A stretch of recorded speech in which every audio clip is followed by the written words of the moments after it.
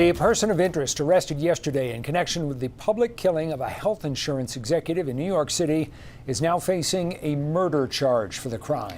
Luigi Mangione was picked up yesterday in Altoona, Pennsylvania. He is 26 years old, and he's lived in a lot of places across the country. We're learning people who knew him in Hawaii were shocked by the arrest. They also say that he'd had significant surgery on his back.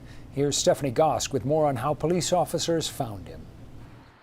Luigi Mangione is being held in this prison here in Pennsylvania. He now faces murder charges for CEO of UnitedHealthcare, Brian Thompson, on top of charges here in Pennsylvania for gun possession and lying to police about his identity. He had been, before his arrest, on the run for 5 days. The NYPD saying publicly that the last time they saw him was at a bus station the day of the murder. He then ended up at a McDonald's in Altoona, Pennsylvania, about 280 miles from New York City, where he was having breakfast when an employee at that McDonald's recognized him from the photos that had been circulating from the NYPD and called the police. The police arrived on the scene. One of the officers, only 6 months on the job, asked Mangione, who was sitting at a table with a medical mask over his face, to lower that mask. They said they knew they had their man.